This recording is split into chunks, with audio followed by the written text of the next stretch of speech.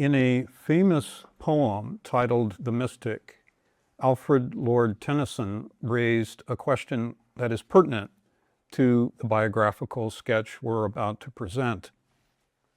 How could ye know him? Ye were yet within the narrower circle.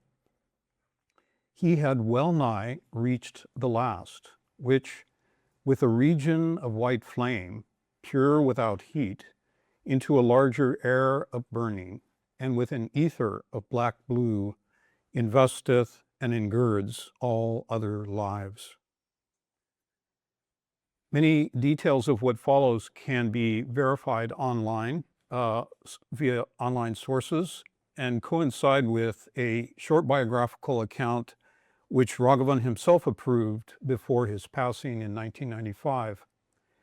And this has been augmented by students who studied and worked under his tutelage, as well as from his son Pico Iyer, an internationally known author and savant. Pico also kindly shared some biographical notes contained in a letter from one of Raghavan's brothers, Srinivasan Iyer, who passed away last year. Raghavan Narasimha Iyer, could we see the slides, please? Raghavan Narasimha Iyer was born in Madras, India, on March 10, 1930, in the relative peace between two world wars. Born into a legendary Smarta Brahmin lineage, he was the sixth child in a family of 7 brothers and 1 sister, all raised together in a small apartment in Dadar, the first planned suburb in the heart of Mumbai. Little is known of his early childhood. According to his younger brother, when Raghavan was only 10 years of age, their Brahmin grandfather took the entire family to visit Sri Ramana Maharshi at his ashram in Tiruvannamalai. At age 60, Ramana was being visited by thousands of pilgrims each year, and one can only imagine what a momentous and transformative visit it must have been. Under the recommendation of Sri Ramana, the entire family soon after joined the United Lodge of Theosophists, a branch established in 1929 in southern India by B.P. Wadia, who was also the founder of one of India's first labor unions and the Institute of World Culture in Bangalore. According to one student's verbal history, even in his preteen years of involvement with Theosophy, Raghavan was offering insightful summaries of complex spiritual and mystical teachings to stunned audiences. At age 15, an article believed to have been written by him titled Obscured Adepts appeared in the November 17, 1945 issue of a monthly journal known as the Theosophical Movement, edited by Wadia. In addition to early immersion in non-sectarian Hindu philosophy, as well as the profound trans-Himalayan teachings disseminated in the writings of H.P. Blavatsky and W.Q. Judge, Raghavan and Nandini Iyer both were beneficiaries of the best in British India education, where mastery of the Bible, Shakespeare, and the whole of British literature was in the offing. An extremely precocious, articulate, and voracious reader of all classics and genres, Raghavan entered university at age 14, completed his bachelor's degree at 18, and was the youngest person appointed as fellow and lecturer at Bombay University. In the 1940s and 50s, Bombay University was considered one of the premier centers of higher education in Asia. Known for its rigorous academic standards, it served as a vital intellectual hub for a newly independent India, focusing on producing distinguished professionals, administrators, and leaders. Also a lightning-fast mathematical calculator, Sri Raghavan, meanwhile, completed his master's degree in advanced economics at age 20 and was chosen from among hundreds of top-tier graduates from elite universities throughout the subcontinent for India's only Rhodes Scholarship. This fully funded his next years at Magdalen and Nuffield College, Oxford, where he was awarded a prestigious first-class degree in philosophy, politics, and economics. Via a grueling multi-step election process, in 1954, Raghavan was elected president of the Oxford Union by his peers, a debating society founded in 1823 that has traditionally been the cradle and testing ground of prime ministers across the globe. He was also elected president of the Oxford Social Studies Association, the Voltaire and Plotinus Society, among others. He briefly returned to India at age 25, where he served as director of the Indian Institute of World Culture and associate editor of the Aryan Path. This was an influential Anglo-Indian journal dedicated to the promotion of universal brotherhood, comparative philosophy, and the synthesis of ancient spiritual wisdom with modern scientific thought. At the same time, he was serving as chief research officer for the head of the Planning Commission of the Indian government, where he helped to elaborate a theory of democratic planning. That same year, he married Nandini Mehta, whom he had originally met at age 18 in Mumbai. Nandini was also, from an early age, an incredibly gifted polymath and had also become a renowned Oxford grad, debater, and educator. They exchanged vows at the home of BP and Sophia Wadia, initiating more than 3 decades of truly brilliant, soul-stirring collaborations of global importance. Currently available online, as you see here, is a small booklet titled Tribute to a Teacher, The Life and Guidance of Nandini R. Iyer, which includes a striking memoriam by Pico and many examples of the stellar leadership and inspirational scholarly contributions Nandini made to the IWC archives as well as to the local community. In 1956, Raghavan returned to Oxford, where both he and Nandini had been appointed Oxford Dons. This is a celebrated tutorial system combining advanced research with pastoral guidance of undergraduates in specialized fields. In 1957, Pico was born. In 1962, Sri Raghavan was awarded his master and doctorate degrees in political theory, while also serving as fellow and lecturer. In addition to teaching moral and political philosophy for 8 years at Oxford, Raghavan was interviewed by the BBC, invited to lecture at universities in Europe, America, Africa, and Japan, and to advise global humanitarian NGOs such as Oxfam and UNESCO.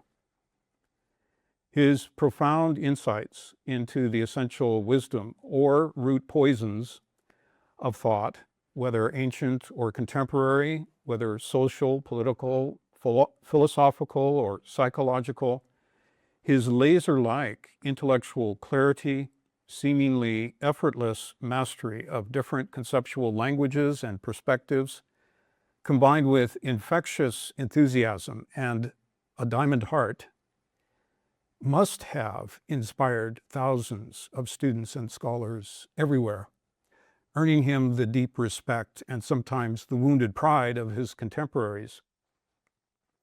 Ever pointing beyond preconceived constructs, ever stirring audiences to transcend limiting isms, constricted thought forms, presumptions, narrow identities, and egoistic ambitions, he implored all to widen both mind and heart in order to embrace a vaster universal vision in the service of a grander future. 5 years before the Beatles traveled to India to study transcendental meditation, The global sages of India, Oxford, descended on California. According to Pico, it was by invitation of Robert M. Hutchins, a deeply influential educator and founder of the Center for the Study of Democratic Institutions, originally centered in Montecito, that first brought the Iyers to visit California in 1963.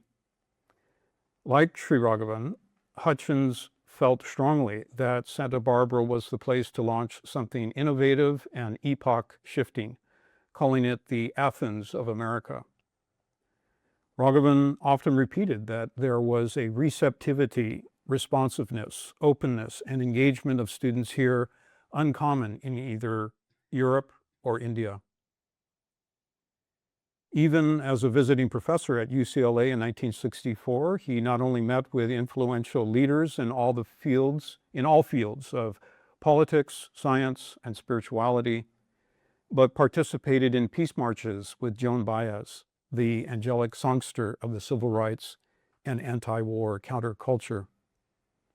Some say he played a key role in sparking the compassionate nonviolence, anti-materialistic, communal experiments, and egalitarian social justice undercurrents of the hippie movement.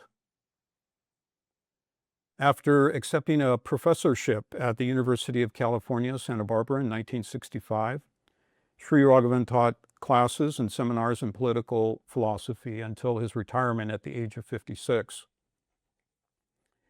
It was on the UCSB campus in 1979 in one of his most legendary undergraduate courses called Anarchist Thought that I first heard him speak. I was a fourth-year studio arts major at the time with the burning ambition to become a starving artist, and was pretty certain that political philosophy was largely irrelevant to that glorious career path. I knew from the class description that we would be spanning the thought of M.K. Gandhi, the British Godwin, the Russian Bakunin, and Tolstoy, among others. But none of this prepared me for that first life-changing encounter. The first day of fall classes, I sat in the back of a 300-person auditorium and witnessed the most stirring and visionary 70-minute oration I had ever heard. His words came to life. Time stood still. Somehow, in his melodious and articulate flow of ideas and histories, I glimpsed how these great political anarchists were in fact among the truest friends of every common man and woman, especially the unwashed and forgotten millions in war zones, rural villages, and inner city slums across the planet. Each great thinker gave partial, though imperfect, expression to the wisdom of the ages, which sought the wise governance, protection, equal treatment, health, welfare, awakening, and lasting happiness of every human being. Throughout his impassioned discourse, Sri Raghavan paced slowly back and forth without a moment's pause in search of proper words or consulting written notes. As he ended, every student in the auditorium sprang up in standing ovation. I later learned that this was a weekly occurrence. Illuminated and marveling, I marched straight from the auditorium to the registrar's office. It was time to change my major. I added another year to my university degree so that I could take all of Raghavan's and Nandini's undergraduate courses. And even today, when dwelling on related themes, I still refer back to the notes I took in Nandini's Religious Systems of India course, as she brilliantly outlined the Vedic and Upanishadic traditions. Both earth and sky, my educational trajectory and my life interests shifted that year, as I became aware the Iyers had not only initiated the Institute of World Culture, a nonprofit all-volunteer press called Concord Grove, but also the United Lodge of Theosophists in Santa Barbara. This was, and still is, a non-sectarian, cutting-edge movement embracing every great spiritual reformer and teacher, ancient cosmogony, science and philosophy, mythology, and world religion, while rooted in the bodhisattva path of universal brotherhood, seeking self-transformative wisdom and lifelong learning as a means of service to a starving world. In addition, in just over a decade of living in Santa Barbara, the Iyers had also established a series of 7 communal households where a form of Gandhian trusteeship was being practiced and rents kept far below market rates. How was all of this possible in a paradisiacal resort town where property values, even in the 1970s, were on average 50 to 80% higher than the rest of the nation? According to one student who witnessed the emergence, seemingly insurmountable obstacles repeatedly dissolved due to the profound and superlative guidance and teaching being given. The impossible flowed into the actual. Huge donations of property and finances appeared almost magically at critical junctures. When the 3-story Victorian here at 1407 Chapala was purchased, for example, it was a complete wreck, tottering on its foundations and on the verge of demolition. Raghavan saw the potential. Over a matter of years, it became a city architectural landmark. A first-class restoration was accomplished almost entirely via donated materials and volunteer labor. Clearly, then, this was not merely a community of detached PhDs, scholars, academics, and lawyers, but also of skilled carpenters and craftsmen, electricians, landscape contractors, designers, artists, and printers. Where needed skills or technologies were lacking, people acquired and refined them. Generous, devoted donations of time, money, and labor were anonymous and overflowing. A complete revolution was afoot. Somehow, even poorly educated Mr. Nobodies like myself were invited to enter a vibrant community in which the overriding ethos was global welfare, in line with the wisest unseen guardians of humanity. We felt we were helping to activate, in some small way, the living seeds today of a radically different civilization of tomorrow. Sri Raghavan's most well-known books are The Moral and Political Thought of Mahatma Gandhi and Parapolitics Toward the City of Man, first published in 1977, the Gandhi book in 1973. Both of these are treasure troves of insight, scholarly, pioneering works worthy of long and repeated study. In fact, we remember many years in the first years of the Institute that we were involved, the study groups would take these books up and read them together and discuss them. It's very fruitful. Along with editing or writing over 42 books published by Concord Grove, which included lesser-known renditions of sacred texts from every great world tradition. Together with Nandini, Raghavan also co-wrote a long introduction and over 75 pages of footnotes to the largest available collection of the mystical writings of George William Russell. A new edition of this book was recently published in paperback by Colin Smythe.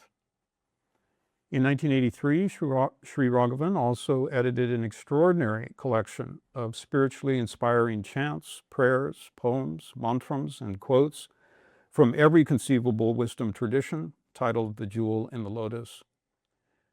Those who have made use of it would heartily agree with Professor K. Swaminathan, the revered Indian scholar and editor of Gandhi's collected works, who called it a universal Bible. But without doubt, the foundation and crowning glory of Sri Raghavan's literary efforts and spiritual teachings are found in a 3-volume set titled The Gupta Vidya. In the final 5 years of his life, he made his home in one of the last remaining communes in Santa Barbara, during which he completed this resplendent triad. Many of the over 160 articles originally published in Hermes magazine were based on public talks given by him in Santa Barbara or elsewhere. Starting in 1990, these were scanned and digitized, extensively edited by him, and then rearranged into a 3-volume set. Most of these articles, along with a few recordings of his talks, can be found at websites such as theosophytrust.org. A true friend of every man, woman, and child, Sri Raghavan was not merely seeking to educate in any conventional sense, but to expose the egotism and humbug, while also inspiring and activating the innate aspirations, excellences, and soul memories within every individual he met, and thereby in society as a whole. This meant illuminating a small old path within each by which truth, beauty, and goodness, animated by altruism and wise insight, could release fundamental transformations into daily life relationships and actions.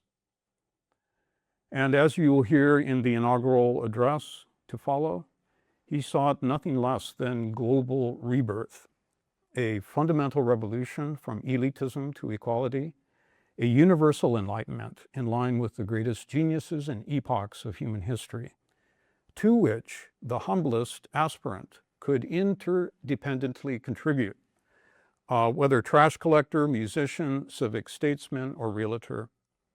All were invited to enter the stream. We too could learn to silently listen, to step aside from ourselves in order to open doors for others, to nurture the movement towards a utopian vision of a living harmonic cosmopolis, a renaissance at the very roots of world culture. Pointing to the possible fusion of ethics and metaphysics, the secular and the sacred, science and mysticism, politics and spirituality, intellect and intuition, he encouraged a divine dialectic in all, where even heaven and earth could meet and mingle, in which no person, creature, or atom was uninvited, forgotten, or neglected. The recording you are about to hear was given at a sacred meeting hall just a few blocks away on a sunny Sunday afternoon to an attentive community convinced that a mini golden age was being fostered on behalf of every sentient being, past, present, or future. Friends, under the auspices of the Brotherhood of Bodhisattvas, who guide and guard the destiny of humanity, a great event took place on August 11, 1945.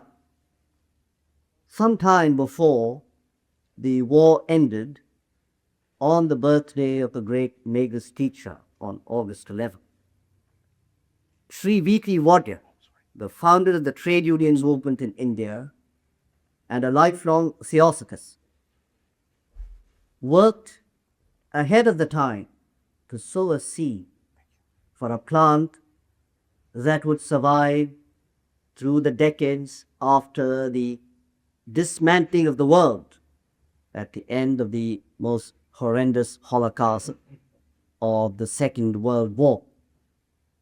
That Institute of World Culture, founded in the beautiful town Bangalore, very much like Santa Barbara, has maintained with the characteristic gift of continuity that belongs at its best to Indian culture over millennia, has come through intact. And when in 1974 I had the privilege of returning after 14 years to visit that institute, and when I lectured at that institute about the undertaking in Santa Barbara and the plans for the future, the response was profound and overwhelming. The war ended at a time of universal rejoicing but also determination. that would be the war to end all wars. The fighter spirit in the history of America enunciated the principle of universal responsibility for peace, which, alas, was qualified and moderated by the principle going back to the concept of Europe, to the old world, and therefore we had the United Nations, but with a universal charter vitiated by the power given to the Security Council.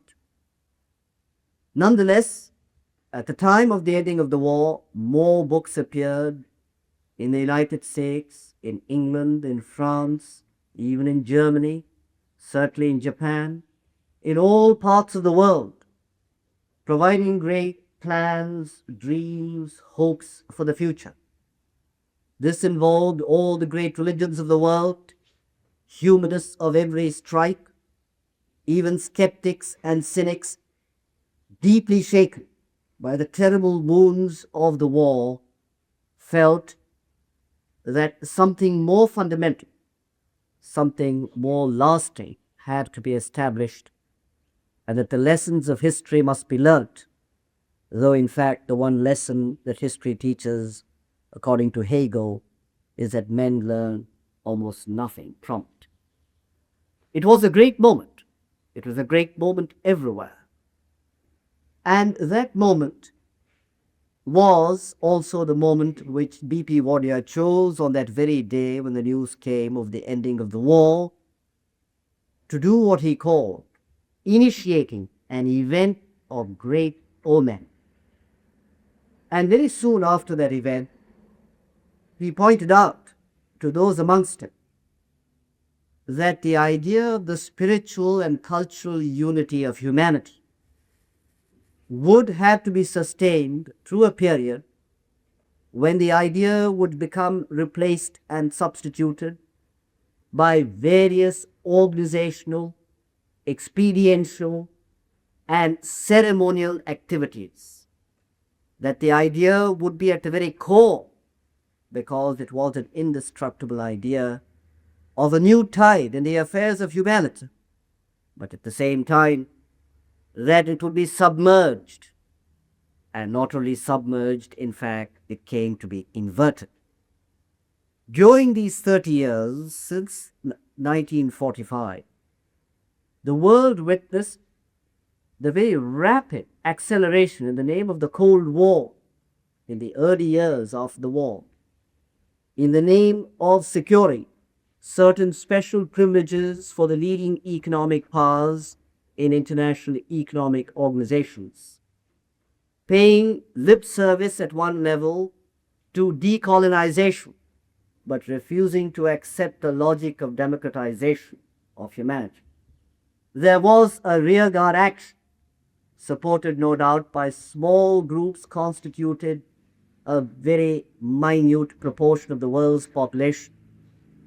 But this minute proportion of the world's population was able to do, as was pointed out before the First World War by Julian Bender, the new clerks, the intellectuals, to inflame the baser passions of humanity, to aggregate them, to homogenize them, to rationalize them, to dignify them, all those fashions that are invoked on behalf of the small against the great, on behalf of the part against the whole. And therefore it was hardly surprising that only a few years ago it seemed as if whatever was beautiful and noble in the heart of humanity that asserted itself in 1945 had been completely drowned. Cynicism became the order of the day in international relations. Meanwhile, beginning with 1963, the great climactic year for the century and crucial in the United States of America, it was possible coolly to plan out and initiate a plan of activities extending to the end of the century, but also involving showing courage to the young to negate the falsity of the pseudo-culture that had emerged in the name of the American dream, supported by the American system.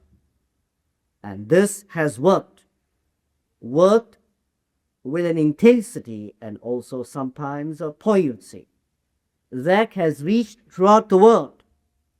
And therefore it is not surprising that moving from 1945 in Bangalore to 1976 in Santa Barbara, we should think of the inability of our fellow countrymen in the United States of America to really know how to honor the founding fathers. There is a great confusion. There is immense sincerity. There is gratitude. There is also pride on having come through Vietnam and Watergate. But how can people, being genuine, understand the immensity, the dignity, and the majesty of the American dream? Because had they really learned in school and college and at home and in town and from the politicians the true meaning of the great idea behind America, the great dream that was there from the first, it is therefore not surprising that in a metaphorical sense, which Whittier perhaps foresaw a long time ago, when he spoke of the second founding, perhaps in Santa Barbara, of another kind of America, that the opportunity should be taken in the name of the great Mahatmas who work only for the whole and only for the long future, to inaugurate the Institute of World Culture on a small but authentic basis, so that a nucleus of human beings who understand and are willing to dedicate themselves to its great purposes may emerge, and in time it will not, of course, be difficult to draw the global picture for the work of such an institute and marking a series of steps in the direction of the civilization of tomorrow. So this is indeed a sacred and happy occasion for all of us. And on this occasion, it is not only important to recognize the sacred principle of continuity enshrined in the civilization of India, but also to recognize the significance of the great American experiment.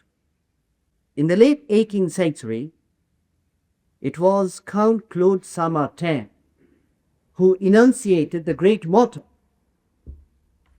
Liberté, Égalité, Fraternity. It was a great affirmation on behalf of the whole of the human race. It was a time when the French philosophes like Condorcet thought in terms of a moral vision pertaining to the whole of humanity, humanity seen as a single, indivisible, and emerging moral community, conforming to laws of progress that affect the whole, and also, as Condorcet said, characterized increasingly by more and more equality between and among nations, classes, and individuals. It was a great vision. It was a vision that went with an awakening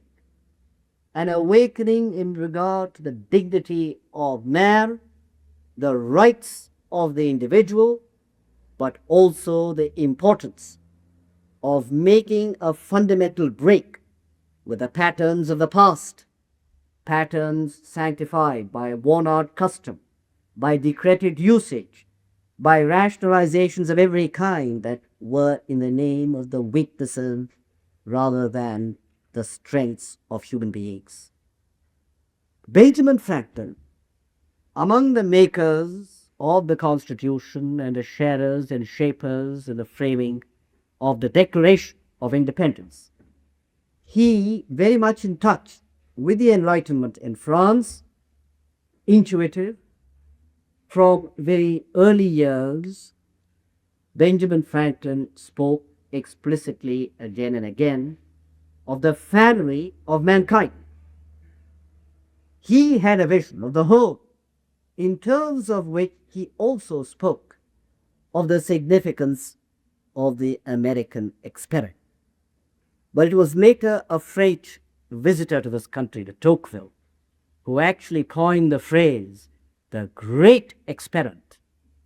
And that was what the United States of America was meant to be, a great experiment in service of a great idea.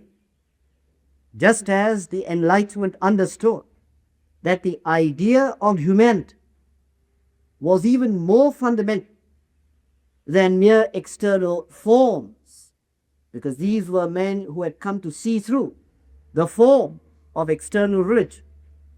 They recognized the nobility of an idea which could unite the aspirations and the wills of human beings, even though many of them, unlike their hidden invisible helpers, may have underestimated the enormity of the task. So too in the United States of America, the idea of a great experiment, but in the name of principle, so that for the first time a country emerged with a constitution and a declaration that was in the name of abstract principles. It was a nation or a community in service of a proposition. The Constitution would be an educational experiment, so that waves upon waves of immigrants and masses of human beings calling themselves Americans would progressively learn what it means to affirm the great principles of the Declaration of Independence. But in the learning, of course, there is also unlearning. Unlearning similar ideas that in fact are only similar apparently, but are incompatible with the logic of universalization, the logic of democratization. Also, it means not only unlearning such ideas which are incompatible with the American dream, it means having the courage and the capacity to examine the basis of one's own individual and of all collective failures in the great experiment, so that by now, in 200 years, as people readily recognize all over the world, but especially in the neighboring country of Canada, the United States of America is a teacher of humanity, but a teacher both in terms of failures as well as successes. The American experiment has failed, and in its failure, much is to be learned by humanity. At the same time, at the core of the American experiment, overbrooded by wise forefathers and great adepts, there is an indestructible truth which is part of the unwritten constitution, the unspoken consensus, and the basis of the unfinished experiment of America.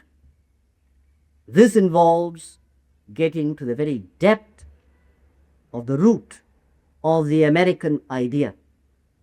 It involves rethinking and reaffirming that the American is a man or a woman who defines himself or herself. No one can do it for another. It is to understand that the American, as a self-defining individual, is an inheritor of the whole of the human heritage, no less and no more. That America, while it represents a new direction over 200 years in world history, also is a part of world history and a part of the whole of nature and the whole world. This means self-conscious selection by each individual who has the courage to individuate, but in the most universal context possible. The whole world lies before one.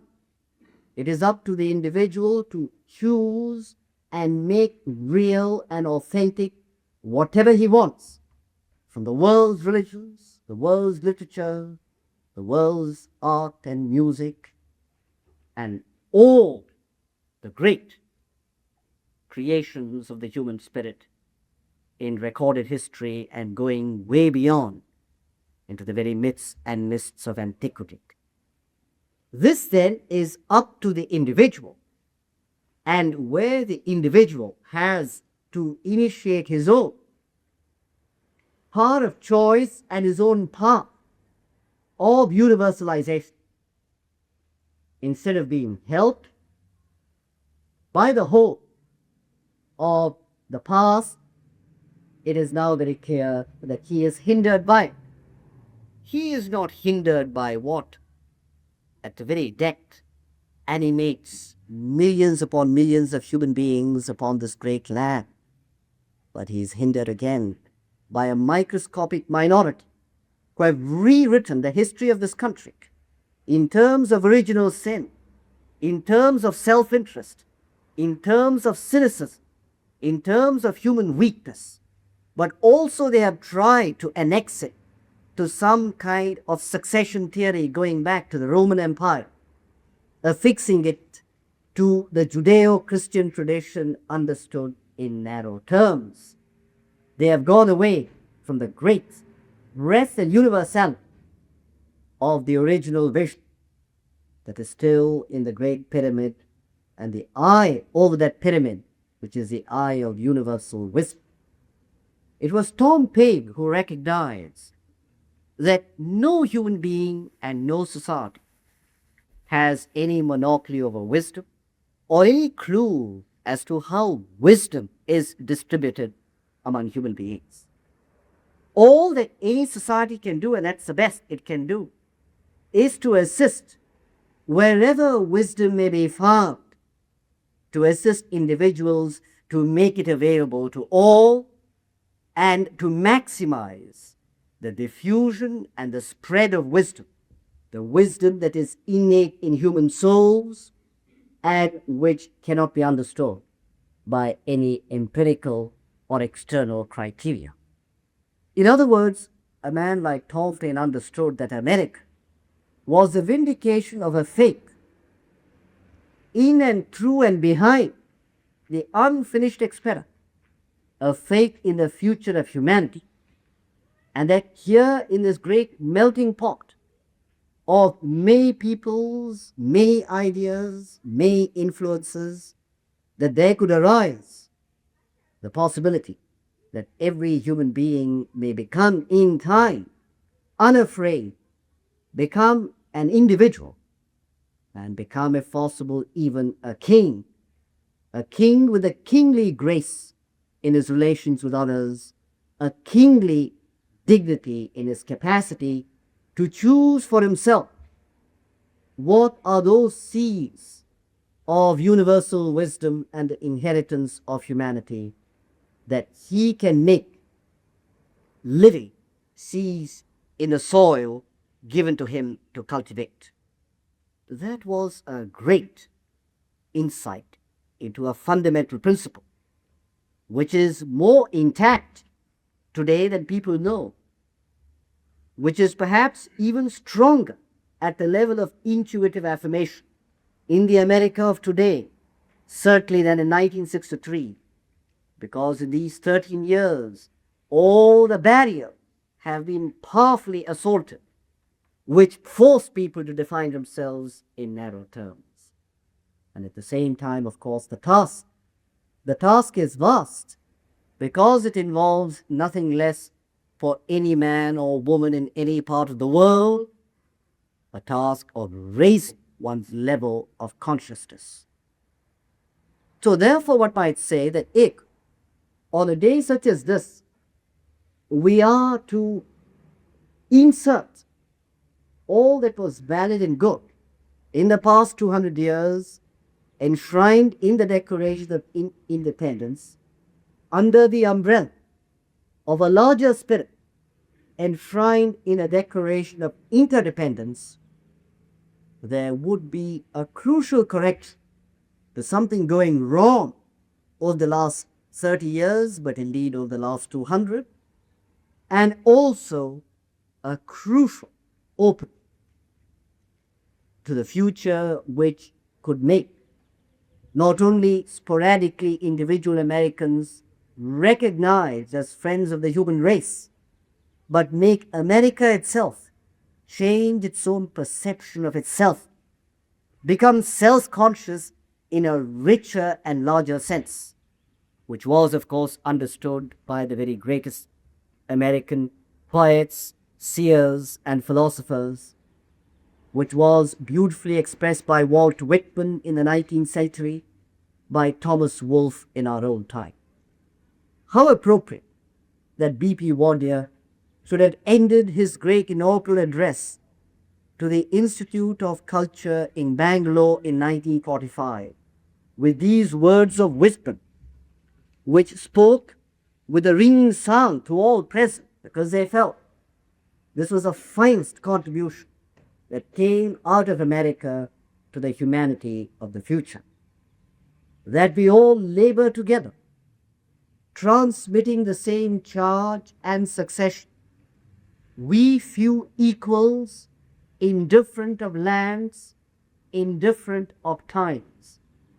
We enclosers of all continents, of castes, allowers of all theologies, compassionators, perceivers, rapport of men. We walk silent among disputes and assertions, but reject not the disputers, nor anything that is asserted. We hear the bawling and din. We are reached at by division, jealousies, recrimination on every side. They close creditably upon us to surround us, my comrade.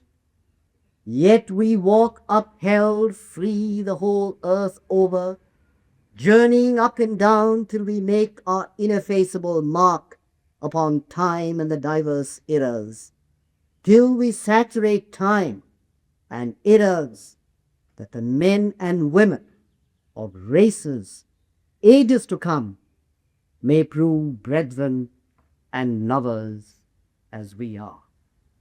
A great, glorious, boundless, joyous vision, that was the vision of Whitman. It is only appropriate that in our own time, the same vision should be expressed in the accents of pain and agony, because that is more appropriate to the America of today. It is a sadder but wiser nation. That does not mean to say that it becomes irrelevant to have the lofty thoughts and feelings of a Whitman, but it also becomes more honest to recognize one's kinship with all the world's misery, because there is so much misery here, so much known to every person within his or her own heart. And therefore, it is appropriate to read these words of Wolfe, and how, where, why it came, we cannot say.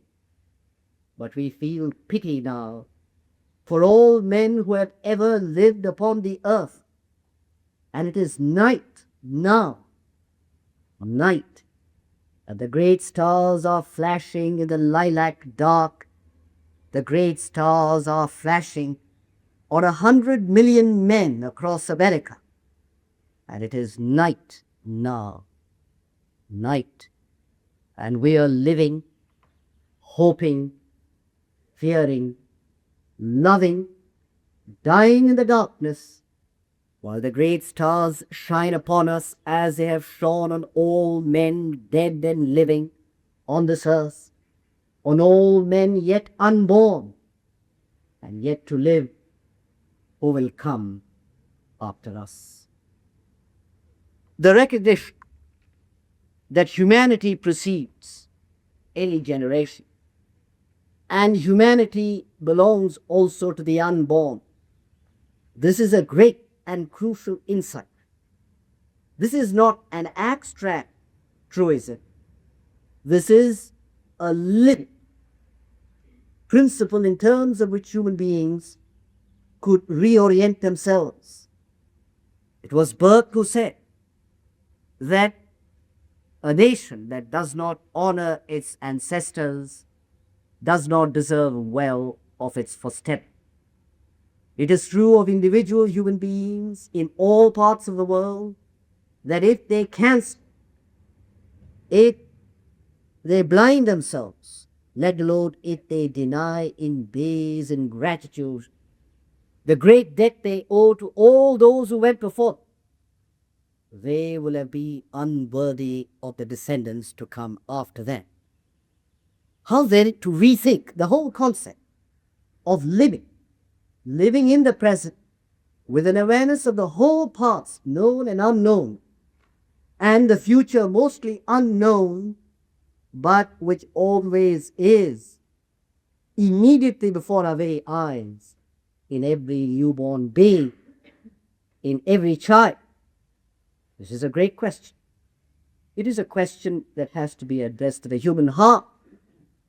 It is a question which must be raised with such an intensity of feeling that the answers that one finds are answers in terms of actual patterns of life, not answers at the level of mere verbal affirmation, not answers at the level of symbolic demonstration, not answers at the level of true belief, but answers in terms of decisions, in terms of actions, but in terms also of thoughts, in relation to those invisible and unseen, and those unborn, those yet to come.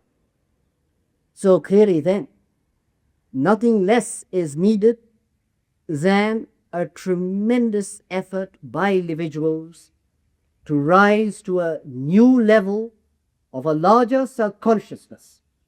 But in this, they could have the comfort, whatever the difficulties, that what the Buddha said in relation to love is also true of all the Buddhas, of all the greatest human beings who ever lived in relation to consciousness.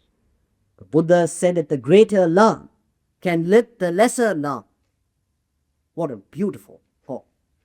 Which of us has not experienced something of this at some point in life? So too with consciousness. The greater is our own range of consciousness, our own perspective upon the human scene and upon the human inheritance, the more we can also be elevated by the perspectives and perceptions of those still further beyond us, who see far more than we can, even on the little hillocks of our own contemplation. This then requires nothing less than a great reaffirmation of what it means to talk of the living unity of humanity and the indivisibility of the heritage of the human race. Humanity may be seen at many levels. This goes back to the earliest times, and it is true among all cultures. Humanity may be seen as by map makers going as far back as Anaximander, merely as an aggregate of human beings defined by locale and territory, totally justifiable to make maps, but extremely misleading if that is your only perception upon the human race. But what was displaced in the mentality of map makers has now become, so much for progress, enshrined in the name of statistics, so that every time you look at even well-meaning writers in journals like the Futurist or the Humanist, or you listen to all kinds of so-called experts, they can only talk statistically about the human race. And they can't do it with the precision, with the joy of discovery of the early cartographers. Humanity is, of course, at one level, an aggregate of human beings, but it is more than that. Humanity was also seen as a unity within a larger unity, a unity represented by human reason as a share in divine reason. This was the great concept of the Stoics. It was also the concept of Heraclitus, that the Logos is involved in the entirety of the human race. The Logos has an internal unity which is ontologically prior to every kind of logoic utterance by individual human beings at all times. So it is not merely a unity in the diversity of utterance in space and time by particular voices. It is a unity in that source of all voices, which is the universal voice, the great logos, the great central source of human thought and human speech and human inspiration. This, of course, is an exalted concept. It is also extremely difficult, typically, for people to see humanity, as a Stoics did, as a single community, a community which is united by metaphysical and moral laws, though it may be very difficult for that community to become a polis, to become a unity in territorial or political terms. In other words, the human inheritance pertains to an invisible, metaphorical and metaphysical cosmopolis, which is the very soul of any of the many forms and experiments yet to emerge in the future on the plane of political unification, on the plane of external organization. So here then we had many different concepts of humanity. There was also from early times the concept of humanity, which is simple to understand, humanity as a multilingual, multicultural family. It goes back to Eratosthenes, that there are many tongues, many ways in which the single story of human culture is spelt out in all places by vast varieties of peoples. All of these are great conceptions, far superior to any concept of humanity that we can derive today from those individuals who have at last become incapable, because of miseducation and because of lack of self-education, incapable of understanding, let alone of meditating upon or committing themselves to humanity as an indivisible family. There will always be individuals everywhere who can do this. All the problems of our time have not prevented a Buckminster Fuller from talking always consistently of the 100% welfare of the human race. That is the voice of simplicity, the lost simplicity of the individual, untrammeled by all the false dichotomies and surface complexities of our time.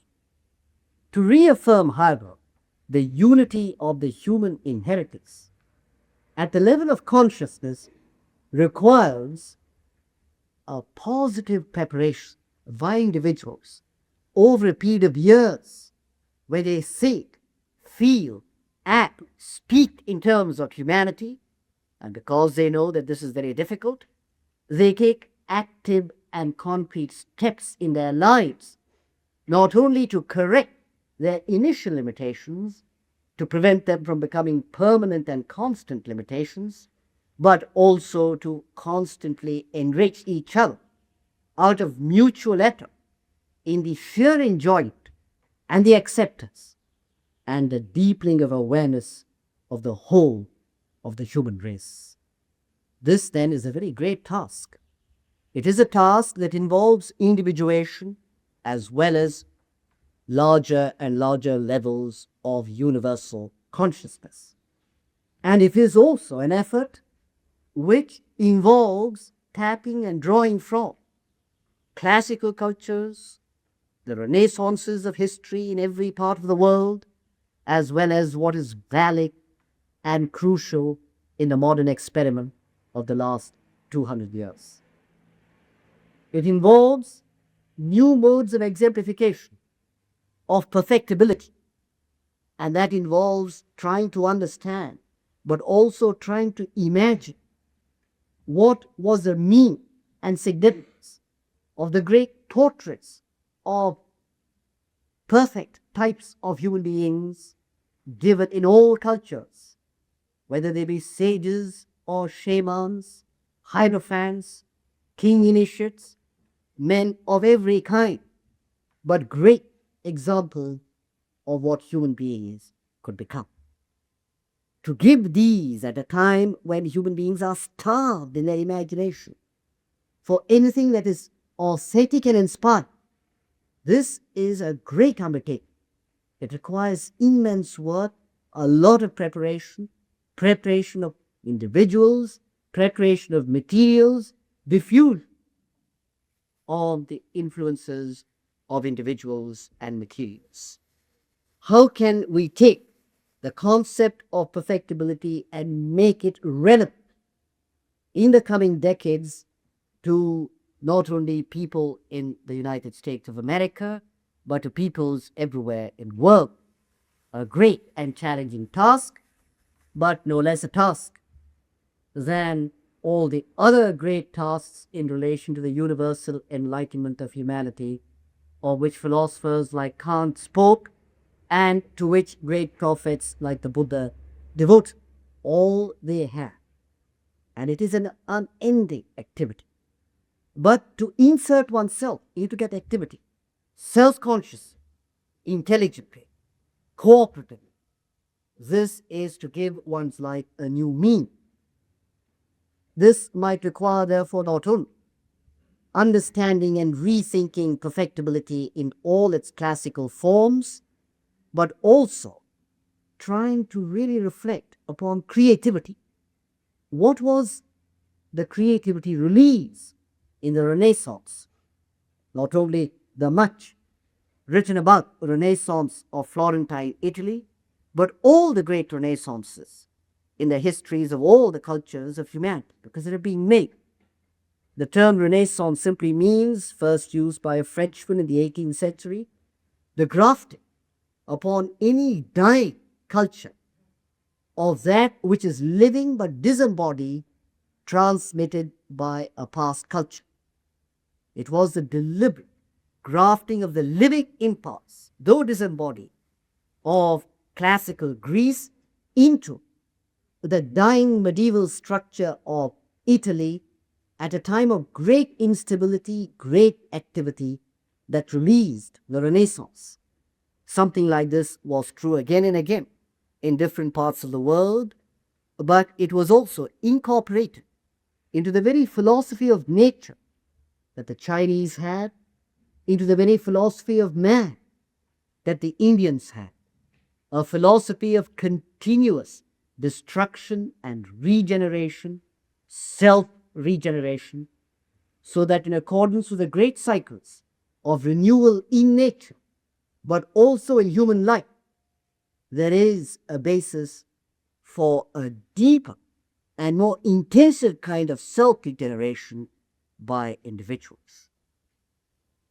But we not only have to ponder upon perfectibility and creativity, we also have to understand the whole modern concern with happiness, which in America, uniquely among nations, was regarded as a constitutional right. But what is happiness? What is fulfillment?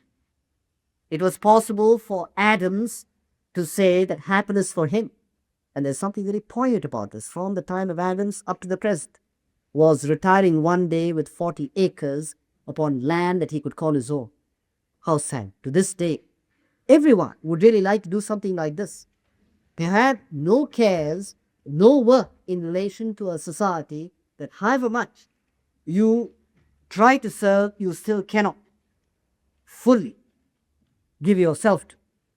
The desire to go into the country, have a few acres of land, till, and to read and to think. There is something beautifully poignant about this form of expression, and it was very simple among the early Americans like Adams or what they meant by happiness. Jefferson thought that happiness involved experiencing the sheer delight of the mind in search of all possible knowledge. This was more in line, like with Franklin, with the great Enlightenment conception of the unification of human knowledge. But it was Emerson who thought that happiness had to do with something more. It had to do with losing yourself in the oversoul, being roused by some incredible eros that drives you to experience and enjoy your identity with nature and humanity. Without that, there could never really be fulfillment. The very term fulfillment requires completing oneself. And as Bellamy understood, every human being is incomplete and he can never complete himself except by a self-conscious commitment to self-transcendence, as opposed, said Bellamy, merely to a very episodic and inevitable, inconclusive form of self-transcendence in the form of physical eros. What is this larger conception of fulfillment and happiness that has always stirred modern man once he became aware of his rights? What is the duty that any man owes to universal culture, much stressed by UNESCO? The universal right of every human being to the whole of human culture, but also the universal duty of every single human being to the culture of humanity and the culture of tomorrow. Clearly, all of this needs at the least not only more time, one might say leisure, but a rethinking of the very concept of work and of leisure. The finest definition of leisure given is leisure is silence. This was understood by those who enjoyed the fruits of leisure, creative, the fruits of solitude, whether in the country or in the city. Emerson said, if you do it in the country, you must come back to the city, because otherwise you will not really be able to make the fruits of your contemplation, solitude, available to others. Emerson also felt that you must, in deepening your own powers of self-reliance, you must show your concern for the city of man. The city of God is cosmic. It ever exists. Emerson detached it altogether from any medieval concept of the city of God. But the city of man has to be ceaselessly created. And in one place he said, it arises wherever a group of human beings develop and refine, enjoy and exemplify a beautiful concept and ideal of friendship. But friendship not in any small sense. Friendship in the nature of the whole of humanity. Just imagine that the Institute of World Culture could result in the emergence of a new ideal and a new concept and new exemplars of true friendship. What an incredible relief it would be for individuals. So great is the ignorance of the individual in relation to world history, in relation to the universal cultures and civilizations of humanity. Even though each one can do a great deal in the task of self-education, but how enjoyable it is to make one's limitations work in favor of oneself, to perfect the part of saying, I do not know, but I wish to know, and reach out to others, thereby through an immense shed, verbally, through the written word, but also by exemplification, and also in silent communion. There can be the bringing together of the best possible resource available at any given time, so that there could be an expansion of cultural awareness and a deepening of cultural appreciation. This then is an all-absorbing task. It is a task that involves every kind of new experiment. It involves the utopians, those who want to withdraw at some level from the prevailing standards of society in the name of some ideal vision of an ideal brotherhood or mystical commune, but it also involves cosmopolitans in every sense, those who wish to mix and mingle and travel and learn and enlarge their very perception of the world in which they live to prepare for the world of the year 2000. Indeed, the tasks that the Institute can confront itself are infinite. The objects are so broad and deliberately stated in so broad a manner that if the whole of humanity were fully occupied in serving all these objects for the next 100 years, they could not be achieved. But if even a few human beings could be united in thought, in heart and will, in the continuous service of these objects in their lives, they could become living seeds of future possibilities. They could prepare themselves to greet others like them elsewhere. And therefore, one could truly say that without a deep reflection upon the very meaning of interdependence, each of the objects cannot be understood, let alone can any one of these objects at any level be honestly adhered. It is, for example, very important to see the specific sense in which interdependence comes in relation to every one of these objects. The first object involves the recognition of the interdependence of all contemporary subcultures, and these are growing fast, proliferating in all parts of the world. They are most obvious, of course, in the United States of America. All these subcultures are affecting each other unconsciously, semi-consciously. They can and will affect each other one day, self-consciously and deliberately. This is interdependence seen in very large and very fundamental terms in relation to the first object. The second object involves a recognition of the interdependence of all free men and women.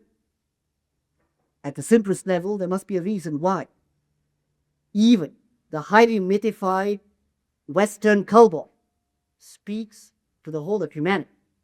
In fact, sometimes speaks more to people in other parts of the world, in Japan, in Italy, in India, in Russia, than sometimes he speaks in America because, of course, naturally, of the immense fatigue resulting from overuse of the myth. But this only is a simple illustration of how at the highest level, no human being who's truly free from every kind of prejudice, will fail to recognize and greet in fellowship another human being who is also similarly free. There are more of these parts, free human beings all over the world today than will ever be known, because they can only be known individually. They cannot be known statistically.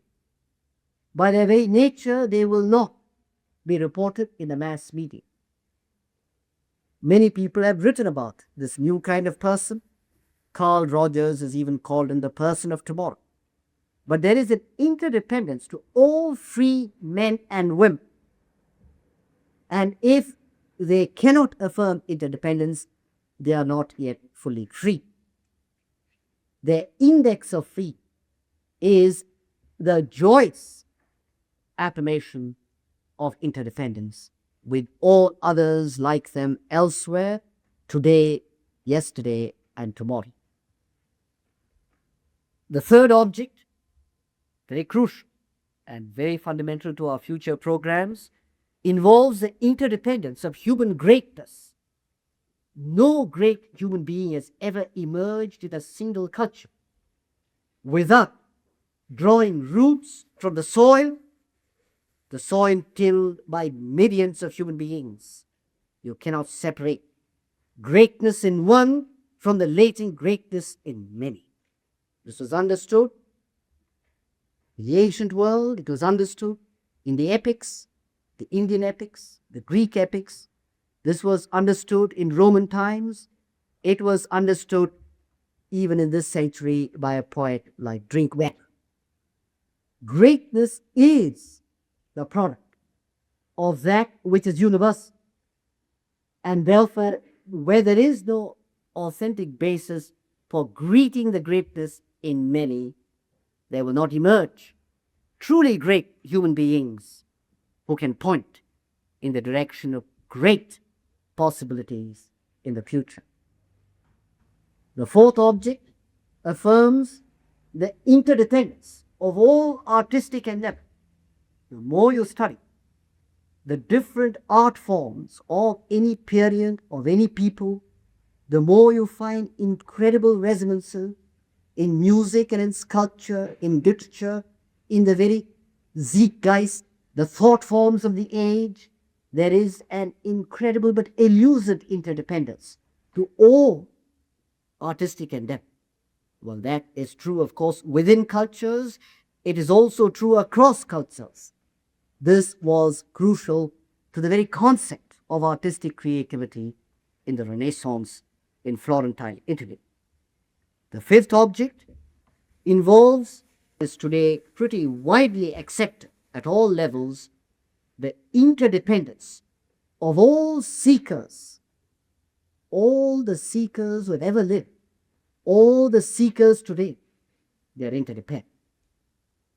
But what often people lack is a doctrine of universal salvation, because the interdependence of all spiritual seekers will never become a reality in human lives unless the whole concept, appropriate perhaps in part to the pistinage of individual salvation, is rooted out totally from consciousness and replaced by a natural and spontaneous acceptance of universal salvation, the inserting of one's own progress, success, growth, salvation in the whole, concerned with one's own only to the extent to which one wants to perfect one's sense of responsibility.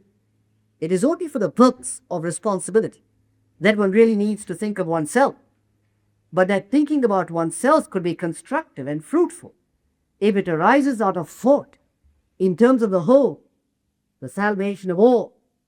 That was known to the great prophets, and that always was the great divide between the prophets and the priests, between the very greatest human beings and those who came after them and spoke in their name, but narrowed and thereby falsified and inverted the original message.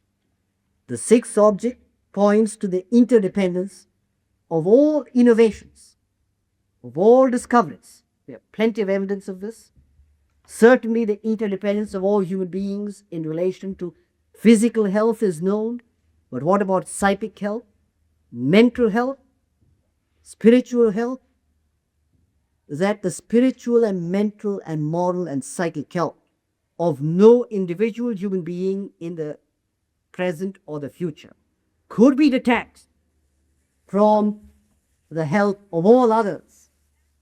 This requires, of course, a revolution in one's very thinking about the therapy of self-transformation, or the use that one can make of the best in science, but also the interdependence of all the many cooperative experiments of the past and the present, so that they can enrich each other instead of becoming aborted through a false sense of uniqueness or through extreme isolation. The seventh object, of course, asserts what is most challenging in America, but is more and more taken for granted by all non-Americans today. This is where America has to catch up with humanity. The interdependence of all resources of the world and human welfare. That you can no more see the resources of the world except in global terms. America imports rubber from Malaya It imports copper from Rhodesia, oil from the Arab world, and indeed the list is extremely long of all that it imports from many countries. America also has so much to give to the world in food, but also in many other materials. When the full significance of this economic fact is translated into a learn and gain of ideas, not learning them colonially, not learning them in desperation, not learning them by imperfect imitation, but learn in the most adult and generous sense, there would be, of course, an incredible revenue in the relations between this country and that of the whole world. But this is a problem that faces the whole of the human race. It is one that can only be met by global action. It is one to which many bodies are now devoted, including the Club of Rome. The eighth object involves the interdependence of the invisible architects of the cosmopolaes. This is mysterious, like the invisible building of the Solomon's Temple in the Old Testament. That which is built by no visible hands, that must be part of an institute which works under the inspiration of the brotherhood of Bodhisattvas. The ninth object stresses the interdependence of all creative pioneers. All those who pioneer in the direction of the future need the support, the company, the criticism, the help, the inspiration, the example of all other such individuals all over the world. Not mere goodwill, but getting together with purposes that draw out the latent resource of creativity in human beings, because it has already been found when human beings from very different parts of the world innovate together, far more is possible than when they innovate separately or only with people who are already familiar to them in groups to which they already belong. Lastly, of course, and this is, we all know, the easiest at one level, at the level of acceptance, the most difficult at the level of total consciousness, the constant recognition of the interdependence of all human beings, indeed all beings who have lived in the past, who now are alive, and who live in the future. The interdependence of all human beings at all times and in all places. If a person really grasps the full significance of this, he will gain a strength and a vision that will make the whole of his life truly a blessing. Very few, of course, come to this point where they thrill at all times merely with the thought of the human race and beat to the heartbeat of the cosmos and beat to the great pulse of the brotherhood of Bodhisattvas. But the Institute gives no less an ideal to those who feel that they would be able to prepare themselves to incarnate this ideal at whatever level, to make a difference to their lives, but even more to the lives of others. So interdependence is in and through every one of these objects, and therefore it would be profoundly appropriate on this occasion, at the conclusion of this inaugural address, to affirm aloud each of the objects, so that this declaration of interdependence is taken on this day on behalf of all on the 4th of July, 1976 in Santa Barbara. Declaration of Interdependence. To explore the classical and Renaissance traditions of East and West and their continuing relevance to emerging modes and patterns of living. Second, to renew the universal vision behind the American dream through authentic affirmations of freedom, excellence, and self-transcendence in an ever-evolving republic of conscience. Third, to honor through appropriate observance the contributions of men and women of all ages to world culture. Fourth, to enhance the enjoyment of the creative artistry and craftsmanship of all cultures. Fifth, to deepen awareness of the universality of man's spiritual striving and its rich variety of expression in the religions, philosophies, and literatures of humanity. Sixth, to promote forums for fearless inquiry and constructive dialogue concerning the frontiers of science, the therapeutics of self-transformation, and the societies of the future.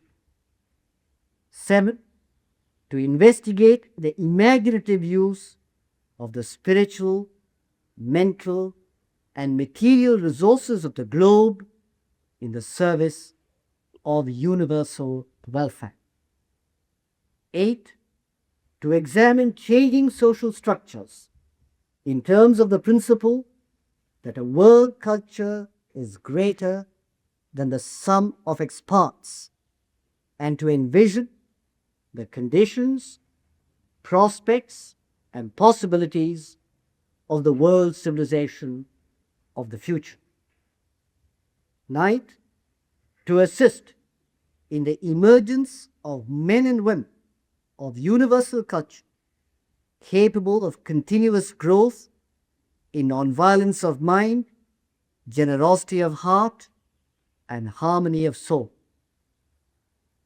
10. To promote universal brotherhood and to foster human fellowship among all races, nations, and cultures. May those who guide and guard the welfare of humanity bless the land lit this day in the great sounding of the Declaration of Interdependence in the United States on the 4th of July, 1976, but on behalf of the humanity of the present and the future.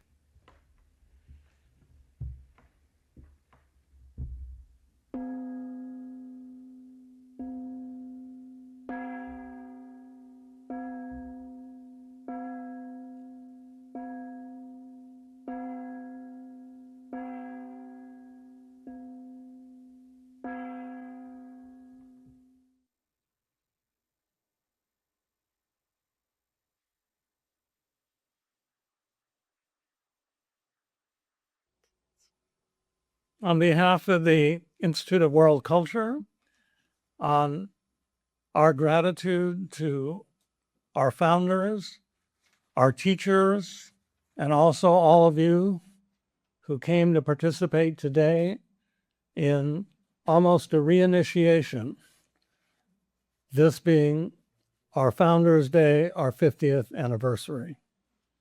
And in order to begin to fulfill the aims of the Institute, we want to emphasize fostering human fellowship. And in doing so, we have cake and drink, and please feel free to meet someone you don't know and share in the wonderful experience that we've just had. Thank you.